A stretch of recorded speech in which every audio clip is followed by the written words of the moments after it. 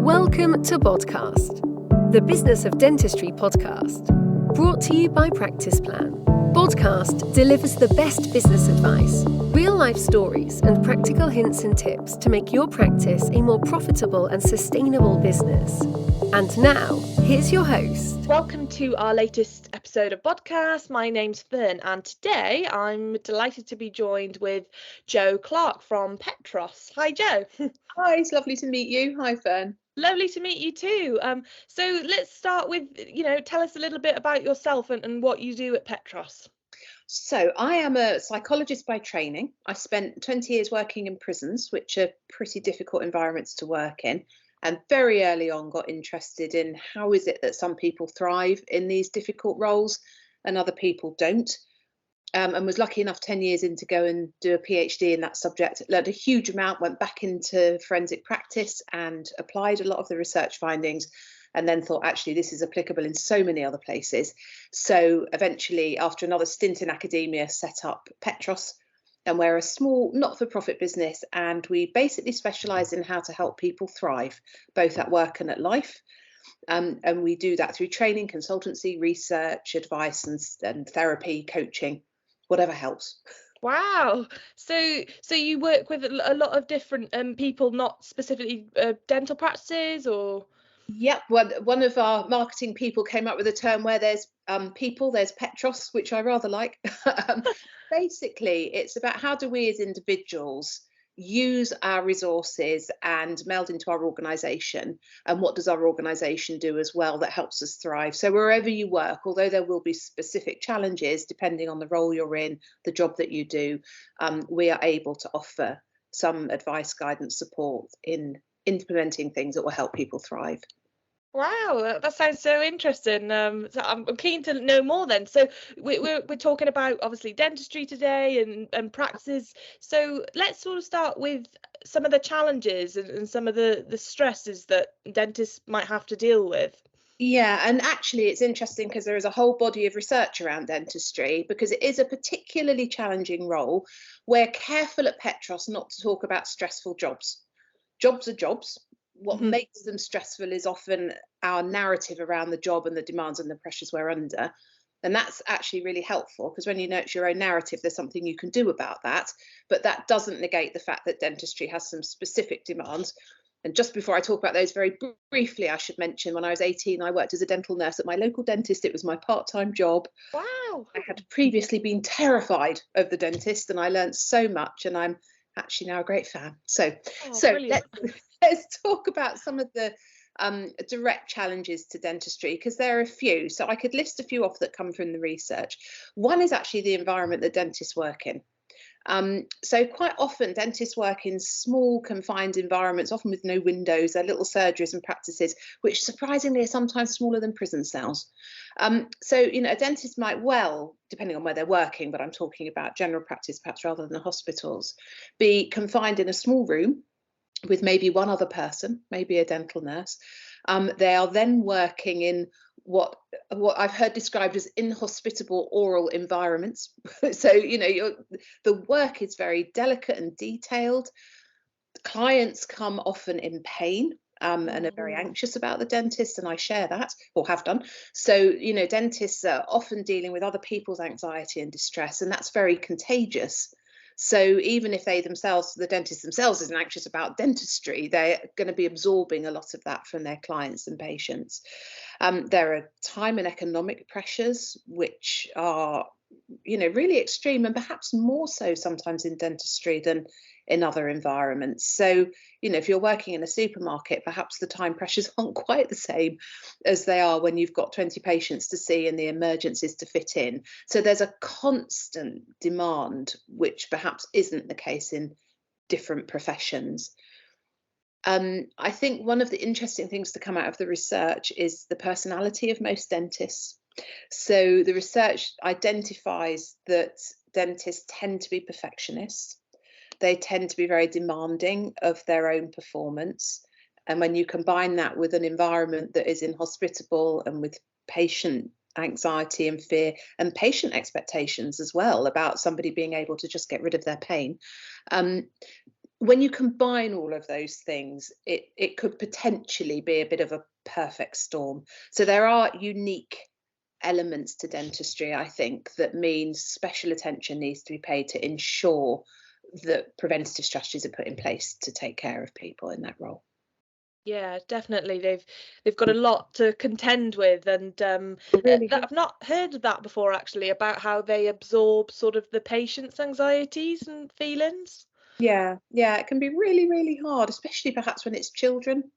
Yes. Yeah, or when it's a very complex case and it's not going to be easily resolved, and that means lots of visits for somebody who may be really scared. So a dentist might well be anticipating that patient coming through the door that day, even though they're not coming till 4, but it's 9 o'clock in the morning, and I'm here thinking, oh, I've got so and so coming in, and I know they're going to be terrified, and I'm not sure I can really resolve their problem. It's really difficult psychologically. Yeah, definitely. Yeah. So what are some sort of quick wins then, or top tips that they can start doing, start implementing in practice, that might sort of relieve some of those pressures? Okay, well, there are a few. And actually, I think for dentists, it might be really helpful to think about it in the same terms as the advice they give to people to look after their teeth. So it's interesting that probably dentistry is the only field for people where we are taught very early on to introduce preventative strategies. Clean your teeth twice a day, floss, don't eat sweets before bed, get regular checkups. You know, we've got a list of top tips to help stop our teeth decaying. So I've got some top tips to stop our minds decaying. So Great. One of my favourite tips is a very easy, quick acronym of WIN. It's what's important now. What we mean when we say that is what's important that you keep your mind on in this moment. Because I mentioned just previously about, you know, if you're anticipating a difficult patient coming in later in the day, your mind is already on that patient. That might well exacerbate your own anxiety. So if you can keep your focus on what you're doing in that moment, it gives your mind a rest from all those other pressures, anxieties, you know, concern about the environment. It doesn't mean that all those things aren't real, but what we're doing is managing our mind to give it a bit of a break. So how do you do that? It sounds easy. What's important now? A couple of things you can do. One is to come to your senses. And I know that sounds a bit ridiculous, and I don't mean it rudely. Oh, for goodness sake, come to your senses. I mean to literally connect with your sense of listening or touch, because if you're connected with your senses, which only work in the present moment, it means your mind is present. Otherwise, your mind is absent. And when your mind is absent, that's when stress can occur, when we make mistakes, when we're not present with the people we need to be present with. So coming to your senses is really a helpful tip to keep your mind focused on what's important now, as is maybe even doing a running commentary of what you're doing. I advise doing this in your head and not out loud, otherwise people might think you're slightly crazy. Although for some patients, actually, they really might want to know what you're doing in that moment. So it could work both ways. But it just means that you keep your attention focused. This is not just a practice for when you're in work, though. This is a really helpful practice for out of work. You know, if you're sat at home with your family at the end of a busy day, or at the pub with your friends or whatever, if your mind is still at work, you're not giving your mind a break. So to keep your mind present is really helpful. And I'm not really talking about mindfulness, really. I'm actually talking about taking your mind with you wherever you go, not leaving it at work. And that can be a really helpful way of relieving yourself of some of those pressures that you might feel that you're under.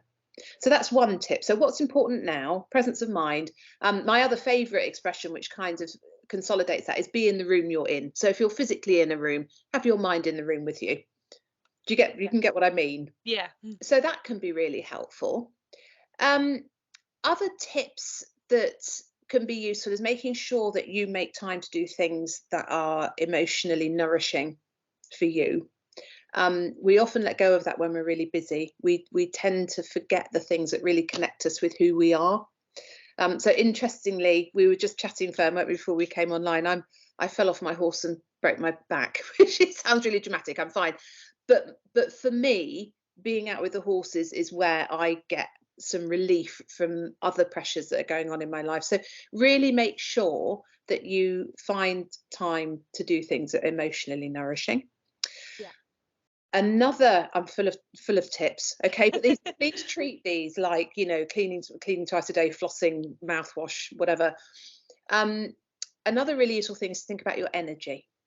So quite often we feel we don't have time to do things, but a different way of thinking about that is, have we got the energy to do things? This stuff comes from some sports psychologists called Jim Loehr, which is spelled Loehr, and Tony Schwartz, if anyone's interested in looking up some more. They say that managing energy, not time, is the key to high performance, health and happiness. They very helpfully divide energy into 4 domains of physical, mental, emotional and spiritual. So that means it's much more manageable. Have I got the physical energy to do this? You know, am I eating well, sleeping well, exercising? Have I got the emotional energy? Am I regulating my feelings? Am I managing any anxiety have I taken sensible steps to overcome any psychological experiences, difficulties that I might be having? I would always advocate seeing a therapist in the same way as I see the dentist. Go for regular checkups, maybe 3 or 4 times a year. And if you're feeling well, that's the time to go, because that's when it's easiest. Okay, so that would be emotional energy. Then mental energy, you know, if you've been studying hard or you've had your head in somebody's mouth, almost literally, for the day, that can be mentally really demanding. So how are you taking breaks? How are you ensuring that you rest your mind? Bearing in mind we can really only control attention for about an hour and a half at a time maximum before we need a break, or we start slipping and making mistakes. And then our spiritual energy is more about our core values. You know, is the work that I'm doing what I intended when I set out to become a dentist? Am I working in an organisation that accords with my own core values? Am I living my life according to the way I want to live it? These are deeper, bigger questions. It may be really useful to have a coach or a therapist or a mentor to chat with. But all those 4 domains of energy, if we manage them well, can help us declining. I've talked a lot, Fern. I'm going to stop. Oh no, gosh, there's so many great tips in there. And like, you know, I think a lot of people and dentists, like particularly, they do neglect sort of the time to rest and recoup. And, you know, you almost sometimes feel a bit guilty though for spending that time on yourself. Well, interestingly, I heard a lovely expression: if you do not make time for your wellness, you will be forced to make time for your illness. And I would encourage all dentists to think about, so I'm a psychologist giving you some advice to look after your mind. If you were my dentist giving me advice to look after my teeth, and I said, oh, I feel guilty doing that, I don't think I should. I don't think I should put the time in, because there are so many other important things. I think most dentists would want to shake me, frankly. Yeah. Really, of course you've got to look after your teeth. And I'm saying exactly the same. Of course you've got to look after your mind. Of course you have. Yeah, no, definitely. And you spoke before about optimism and practicing optimism. What does that mean exactly? Well, I think most people consider optimism as always looking on the bright side, which is true. But when we're talking about optimism, what the research tells us is that optimistic people tend to persevere more, they tend to be more successful. And that's because I guess what optimistic people see are the opportunities in problems rather than the problems in opportunities, which might be a more pessimistic response. So optimists, it's not Pollyanna optimism, like everything's fine when it isn't. But so, for example, you know, I've experienced a setback with a broken back, but the upside of that is I'm at home more. I've got other people who need some of my resources that I can provide because I'm at home rather than out and about all the time. It's there are lots of actually beneficial things that have come from this experience, and it's just being able to find them, even though the experience itself is quite challenging. So it's about always, even when things are really hard and you are faced with challenges and you are faced with problems, there will be silver linings, and optimistic people are able to find them. And that's what helps them persevere. So, you know, if you struggle with optimism, it might be worth thinking back to maybe something difficult that you've experienced and seeing if you can highlight even small things that might have come from that have been useful or beneficial. It's a really helpful practice. Yeah, no, that's great. And I think, is it true as humans we're kind of programmed to just automatically look at negatives, or? Yes, yeah, and it's so usual. There's even a name for it. It's called negativity bias. Oh. And it's our tendency to always look on the dark side. And I think probably in evolutionary terms, it was a safety mechanism. So you sort of walk out of your cave and assume there might be a saber-toothed tiger or a poisonous snake. It's going to keep you safe. So to look for all the difficulties and the challenges might potentially have been a safety mechanism. But nowadays, interestingly, I heard someone refer to our sort of fight or flight response recently as old hardware when we're running with new software. So our environment is completely different. We don't have the same threats to our well-being as we did. And we can definitely train our minds to not always focus on the costs, the negatives, the challenges, the difficult challenges. We can definitely train our minds to see the opportunities, to think about the benefits, to look at the bright side. Great. No, definitely. That's lovely. And so I suppose then if anybody wants to get in touch with you or learn more about, Petros, where can they go? Well, the best place is petros.org.uk, and Petros is Petros. I thought it was the ancient Greek word for rock, meaning giving people the skills to be the rock for other people. And then fascinatingly, my dentist, who's Greek, asked me why Petros was called Petros, and I told him, and he said, "That's not the Greek word for rock." And I said, "Oh no, what's the Greek word for rock?" And he said, "Petra." So I said, "So what's my company called?" And he said, "Peter." And it was too late by then. So oh no. But no, please do visit the website. There's a host of stuff on there, lots of blogs which are meant to be educational. We've done a review of mental health websites so that you don't have to. We've got an ebook on the homepage which is about thriving at work and developing a strategy for well-being at work. That's totally free. And obviously we provide all sorts of other services for which there will be a cost because we have to make a living. But we try and offer as much for free as we can. We're not for profit. So the profit that we make from the services we sell goes back into supporting individuals or charities that may not otherwise be able to afford what we offer. Oh, brilliant. No, that's great. Thank you so much, Jo, and for spending the time with us today. And definitely catch up again soon. You've got some great, top tips to share for dental practices. So hope your back recovers soon as well. Thank you very much. Fortunately, my teeth are doing well. Oh, take care. Thanks very much, Ben. Bye.